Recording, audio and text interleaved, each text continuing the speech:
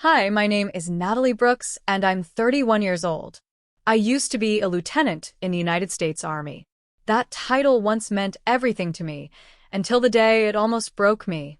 But before I was Lieutenant Brooks, before the medals and the missions, before I learned how to lead with silence and precision, I was just Natalie, the girl no one noticed at the dinner table. The girl who grew up in Albany, Georgia, where family loyalty was measured not in love, but in obedience. I was born 2 years after my brother, Jake. From the moment I took my first breath, he had already taken the spotlight. He was the first to talk, the first to ride a bike, the first to win school awards, the first to enlist, and the only one our parents ever seemed to see. Jake was everything my father praised in a soldier. Bold, assertive, loud. My father, Frank Brooks, a retired Navy man, ran our home like it was still an active military base. Wake up at 0500, beds tight, voices controlled, emotions repressed. My mother, Brenda, had once served as a nurse in a combat hospital. She moved through life with clinical detachment and quiet sacrifice. They loved us, I suppose, but only in the way officers love a clean report, without complication. Jake thrived in that environment. Rules fueled him. Expectations made him shine. He became captain of the football team, graduated with honors, and went to officer training school at 21. Every time he walked into a room, my father's back straightened with pride. Every time I did, the air barely stirred. I was quiet Natalie, the one who followed the rules but never turned heads. I didn't join the army to follow Jake. People always assumed I did, but that was never the truth. I enlisted because I needed to matter somewhere. I needed a space where my name had weight, where what I did counted, not how loudly I did it. I found that space in reconnaissance, reading terrain, spotting threats, making tough calls without needing applause. I was built for that kind of leadership. I didn't bark orders. I planned with precision. I earned my place, one mission at a time. Promotions came, slower than Jake's, but earned. My commanding officers trusted me because they knew I wouldn't let them down. But back home, none of that mattered. When I called, my mother would say, "Jake just got promoted again. Did you hear?" My father would boast, "Your brother's commanding real men now." I'd return home for the holidays to find the walls covered in Jake's photos, plaque after plaque, framed certificates, pictures in dress blues. I once searched the entire living room for even a single photo of me in uniform. There wasn't one. I didn't ask why. I never did. I just noted it. I counted the ways I was invisible, even when I smiled through the pain. 2 years ago, our paths crossed again. Jake and I, stationed in the same region, different units but the same terrain. I was leading a recon team along volatile borderland outside Fort Raleigh, North Carolina. Jake had just been handed a tactical oversight role and was being fast-tracked for promotion to major. I remember the first time I saw him during the briefing. He walked in with that same cocky smirk, confidence spilling off him before he even spoke. "Lieutenant Brooks," he said like it was an inside joke. "Captain," I replied, professional and dry. He half-hugged me, slapped my back a little too hard, and grinned. "Still crawling around in the bushes, huh? One of these days, you'll lead a real mission." I smiled because that's what you do when it's your own brother insulting your work in front of senior officers. That was Jake, charming, invincible, always playing the part. But underneath it I could feel something else. Restlessness. Hunger. He didn't just want to rise. He wanted to burn his name into history, no matter the cost. Neither of us knew then that the operation we were about to enter would be the one that changed everything. The one that would bring down my career, fracture what was left of my family, and leave ghosts I'd carry for years. It started with a mission, low-risk surveillance on a suspected insurgent compound. No engagement. Intel extraction only. I was in charge. Jake was added last minute as liaison strategy oversight. It felt wrong from the start. He had no familiarity with the terrain. When I asked command, they shrugged. "He's got high-level eyes watching. Just work with him." I should have questioned it harder. I should have seen what was coming. But instead, I focused on preparing my team, terrain maps, fallback points, timing aligned with satellite paths. I spent hours reviewing every variable. Jake? He spent that time sweet-talking command and trying to push the op forward. Why wait till 0245? He asked during the final mission review. If we go in now, we catch them before they vanish. I shook my head. Because the satellite pass happens at 0145. We go earlier, we lose eyes. No visibility. Sometimes speed is intel, he said, leaning back, grinning like he'd won. You're not the one going in, I reminded him. He just smiled. You're too careful, Natalie. That wasn't a compliment. But somehow he got his way. Command greenlit the timeline shift. I gave the green light. And that decision, that one moment, would haunt me more than anything that came before or after. Because what happened next, what happened in that forest, was a betrayal louder than any explosion. And yet, the loudest damage of all came in silence. We deployed at 2,230 hours under a waning sliver of moonlight that offered no favor. The terrain outside Fort Raleigh was dense, thick canopies, jagged elevation, shadow tricking depth and distance. Every instinct in my body screamed to wait. Wait for the satellite pass. Wait for the cover we'd planned. But Jake's words echoed. You're too careful, Natalie. And I hated that he had a voice in my head louder than my own judgment. I gave the signal. My boots sank into the wet soil as we moved, 3 teams, fan formation.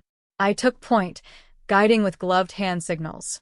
The air was humid, still, tense. My heart wasn't beating to fear, it was measuring time, calculating every second against the variables I knew too well. My team trusted me. I couldn't afford to second-guess.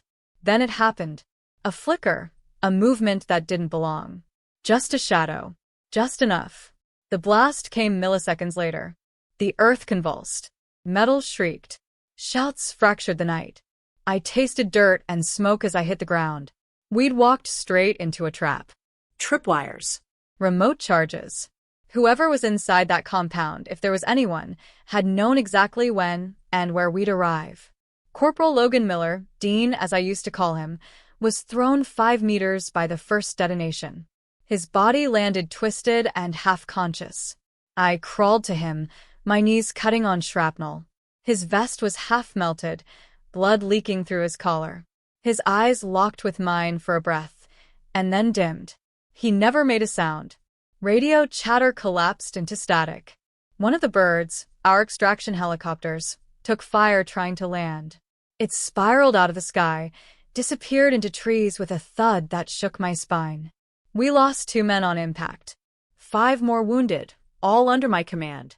When we finally got out, staggered, bleeding, broken, I collapsed at the landing zone and stared at the sunrise as if it, too, had betrayed me. The sky was turning peach. Birds were chirping like nothing had happened. I wanted to scream at the world for moving on so quickly. Back at the base, I was ushered into debrief like a suspect, not a survivor. 3 senior officers. 1 silent observer. A tape recorder blinking red. No warmth. No names. Just cold questions and clipped protocol. Why did you authorize the early deployment, Lieutenant Brooks? I was advised the window of opportunity had narrowed. I replied, voice steady despite the quake in my bones. Who advised you? I hesitated. Because saying Jake's name, Captain Jake Brooks, didn't feel like the right answer. He hadn't technically ordered anything. Just suggested. Just enough to shift blame, without touching it. Captain Brooks, I said finally. The silence that followed could have drowned me. And what authority did he have over your field decisions? None, I admitted. And with that, the noose tightened. Jake never showed up to the inquiry. He submitted a formal statement, 2 tidy paragraphs about operational fluidity and shared responsibility in high-pressure scenarios. Nowhere did he mention the conversation that changed the plan. Nowhere did he admit the pressure he applied. And certainly, nowhere did he take any responsibility. A week later, I was handed a disciplinary report. Failure to adhere to operational protocol resulting in avoidable casualties. Recommendation: suspension pending further review. I read the words 5 times. My rank remained intact, for now, but my credibility had been carved away in silence. Worse still, Command announced they would not pursue a deeper inquiry into the mission timeline or external influence. Translation: Jake would walk away untouched. I took emergency leave. Went home to Albany. That was a mistake. I don't know what I was expecting. Maybe empathy. Maybe anyone saying, "This wasn't all your fault." Instead, I walked into the living room and found my father polishing the frame around Jake's newest promotion photo. He looked up at me once. No hug. No smile. "You made a bad call," he said flatly. "I didn't make it alone," I said, staring back. "You were in charge," he replied, without pause. My mother lingered in the background, wringing her hands. She didn't speak. When I turned to her, hoping for anything, she just looked down. "It's a stain," my father continued, like he was delivering a tactical report. "The uniform doesn't forgive easily." That night I sat on the edge of my childhood bed, the one with faded blue sheets and cracks in the wall I used to stare at during stormy nights. I waited for someone to come in. A word. A touch. Something to say I wasn't alone in this. No one came. The next morning, I found a sealed envelope on the kitchen counter. My name on the front in my mother's handwriting. Inside was an invitation. Jake's promotion ceremony. Major Jake Brooks. Location. Time. Dress code. No message. No warmth. Just details. I wanted to rip it in half. Burn it. But I didn't. Maybe because, even then, some wounded part of me still wanted to be seen. So I went. I arrived early. My uniform was pressed, my medals aligned. I stood at the entrance of Montgomery Veterans Hall, trying not to feel like that invisible teenager again. The officer at the gate looked at his list, ran a finger down, then back up. "I'm sorry, ma'am. You're not on the guest list." I blinked. "I have an invitation." "I understand, but if you're not on the list, I can't let you in." I looked past him. Through the glass doors, I saw them, my parents, some cousins, all gathered around Jake. My mother straightening his tie. My father laughing. I turned back to the officer and nodded. "It's fine," I said. "Forget it." And I walked away. That was the last time I ever spoke to them. No phone calls. No messages. No explanations. I blocked every number that carried my last name. I didn't cry. I didn't scream. I just disappeared. The thing about disappearing is that it doesn't happen in one violent moment. It's a slow erosion. One day you're standing in uniform, part of a machine. The next, you're a ghost that even the system forgets how to trace. Within 72 hours of that ceremony, I was quietly removed from the base roster. They called it extended leave pending review. But I knew what it meant. I cleared out my locker, returned my sidearm, folded my name patch into a tight square, and laid it gently at the top of my duffel bag. A reminder, or maybe a warning, of how fast they can unwrite your story. I moved to Stillwater, Oklahoma. Rented a one-bedroom apartment above a hardware store. No uniform. No rank. No noise. Just a woman and her ghosts. My days were empty rituals, morning runs, long showers, hours staring at the ceiling. At night, I'd relive the blast. Logan's face, bloodied and silent. My father's voice, crisp and unforgiving. "You made a bad call." But the most haunting silence came from Jake. Not a word. Not a message. Not even a lie to soften the blow. I let it rot inside me for a while. I really did. But grief eventually mutated into something else, something sharper. Not revenge. Resolve. So I started digging. Military reports are like labyrinths, doors sealed behind clearance, distractions disguised as footnotes. But I still had quiet allies. Officers who remembered me for what I'd actually done in the field. Men and women who saw past the shadow my brother cast. It began with a single file, classified. Satellite surveillance logs from the night of the mission. The timestamp showed exactly what I feared and somehow already knew. Our original window hadn't closed. There had been no change in enemy movement. No updated orders. No operational shift from command. Jake's argument, that we had to move early or lose the opportunity, was baseless. And worse, Command had never approved the change in writing. Then came the chat logs. I found an internal message buried deep in a classified exchange between Jake and a logistics officer. It read, "We can't wait for her recon pass. Trust me. I'll take the heat if it goes south." But he didn't. He watched me take it, watched me fall, and said nothing. I compiled every shred of evidence. Timestamps, Files. screenshots, field communication logs. I didn't run to the press. I wasn't chasing a headline. I sent everything to the Office of Military Ethics. Clean, silent, exact. No emotion. Just the facts. One brief report. One sentence at the top. Truth matters, even when no one's watching. 3 months passed. Then, one afternoon, my phone buzzed with a call from a number I didn't recognize. I almost didn't answer. But I did. "Is this Lieutenant Brooks?" the voice asked. "This is Natalie," I replied. I didn't use the rank anymore. "This is Colonel Harris," he said. A name I hadn't heard in years. One of my old COs. "We owe you more than an apology, Brooks." I said nothing. I didn't trust words anymore. He continued. "We reviewed the file. You've been cleared. Your official record is amended. The disciplinary action has been expunged. You're eligible for return. If you want it." I wanted to say no, to act like I was above it now. But the truth? I missed it. The cadence of marching boots.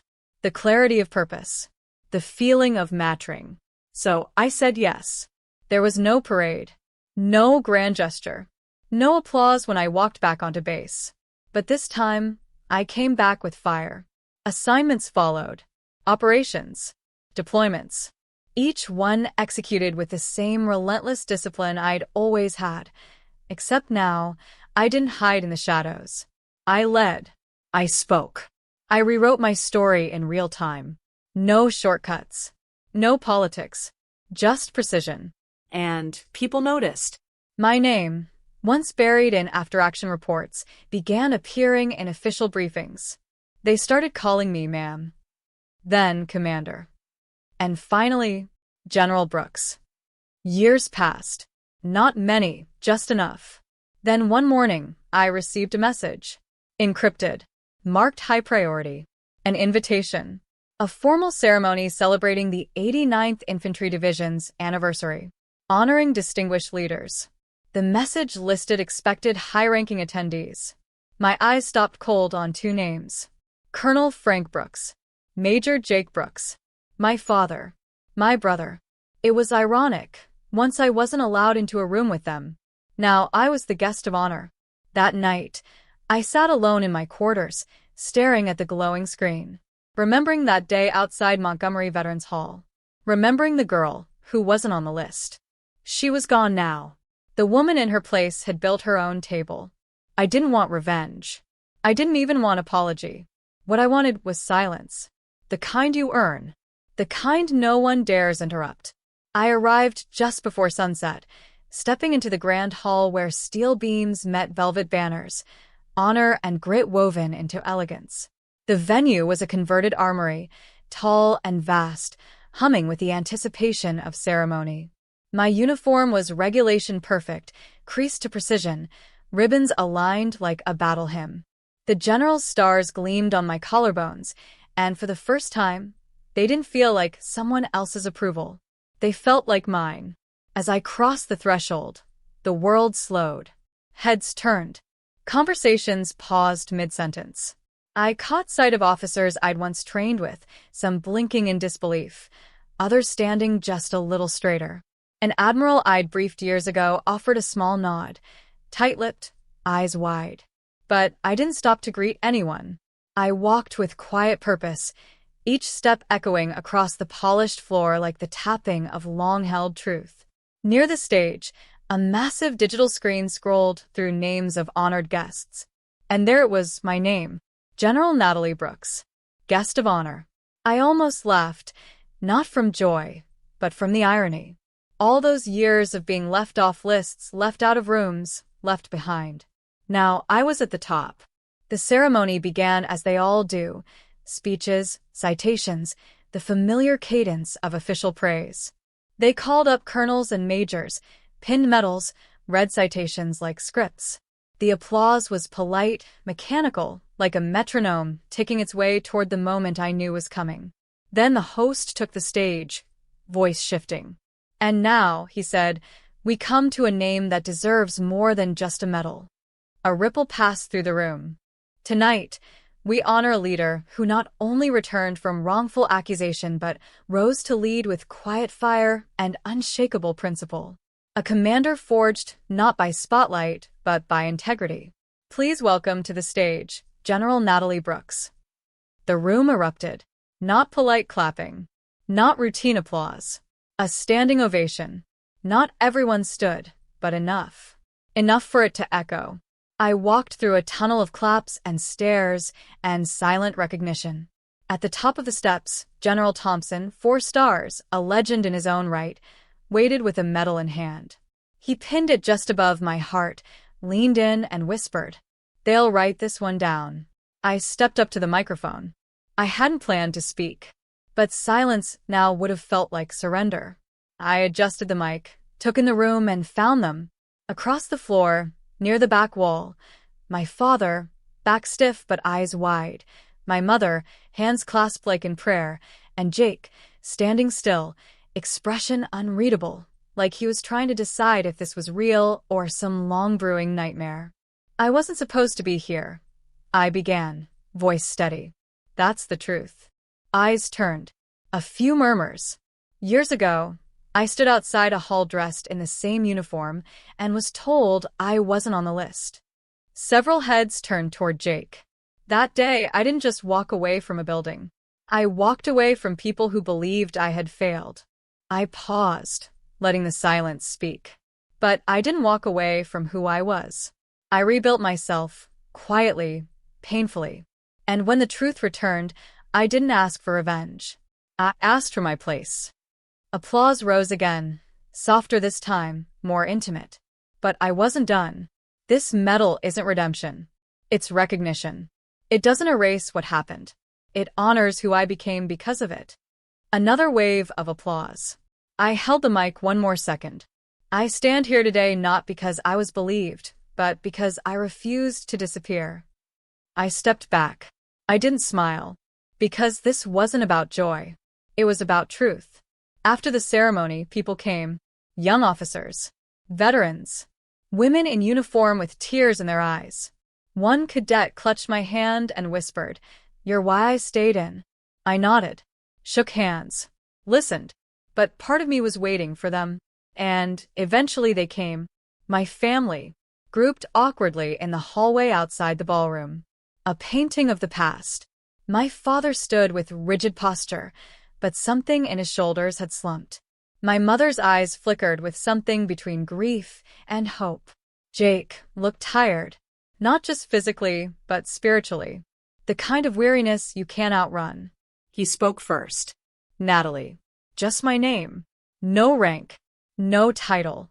The way he used to say it when I was a disappointment. But this time, the weight of failure was mine. "You didn't tell us," my father said. I looked him dead in the eye. "You didn't ask." He flinched. "Barely. But I saw it." "You could have said something," my mother whispered. "All these years." "I did," I said softly. "You just listened to someone else louder." Jake stepped closer. "I didn't mean for it to happen. That night. The mission. It spiraled." "No," I said. "It didn't spiral. You let it." He opened his mouth, but I raised a hand. "I'm not here to fight. And I'm not here to beg for closure. I came because I earned my place, not because I needed your permission to be here." He fell silent. My mother's eyes shimmered. "We were wrong," she whispered. "We didn't know how to believe you." I nodded. I didn't need belief. I needed backup. And then, for the first time in my life, I said what had lived inside me for decades. "You taught me that family is loyalty," I said. "But you broke that rule long before I ever did. You believed I failed before you ever asked why. You stood beside the one who had everything and left behind the one who built herself from nothing." I took a step forward. Calm. Clear. "You chose to believe silence." I chose to speak through action. I looked at Jake. I don't hate you, but I will never forget what you let happen to me. He looked down. No argument this time. I carried that weight alone, and I learned how to grow stronger carrying it. Then I said the words I had waited a lifetime to speak. I don't need to be invited to the table anymore, because now I build my own. They didn't answer, not because they couldn't, but because they knew they had no defense left. And that was enough for me. I walked out of that hallway and into the night. The sky above stretched in quiet celebration, stars scattered like medals only I could see. There was no cheering crowd, no parade waiting, but I didn't need one. The applause I needed most had already happened, not with claps, but with silence. The kind that follows truth. The kind that marks a moment too heavy for words. Back at my quarters, I stood before the mirror and unpinned the medal from my chest. I held it in my hand, not like a trophy, but like a scar. A clean, polished reminder of every time I had been silenced, overlooked, doubted, and had still stood tall. They called it a commendation. I called it a reckoning. The next morning, I returned to duty. There were new files on my desk, new missions, new soldiers looking to me, not because I was famous or feared, but because I had walked through fire and never let it burn away my purpose. In the following months, I was assigned to lead tactical development for joint training across several units within the 89th Infantry Division. Officers who once doubted me now sought my opinion. Cadets quoted my decisions in lectures. My methods, once called too careful, were now taught as precision discipline. I traveled to different bases, met young recruits, many of them quiet like I had been. Some were like ghosts in their own families, unseen, unheard. They asked how I did it, how I stayed. I told them, you don't stay for them. You stay for you. And when you can't stay anymore, you build something stronger. One rainy afternoon at Fort Raleigh, after a briefing, I was approached by a junior officer. Nervous. Young. She saluted, handed me a small envelope. It's not official, she said quickly. Just something I thought you might want to see. Inside was a photo, a printout from a base newsletter, taken just after my ceremony. I stood at the podium, in full uniform, eyes forward, and in the background, my family. The caption beneath it read, General Brooks leads with silence, and the whole room listens. I didn't know what to do with the photo. I didn't frame it. I didn't tear it up either. I kept it tucked in my drawer. Not for pride, but as proof that sometimes, even ghosts leave shadows that people can't ignore forever. Weeks later, another message came.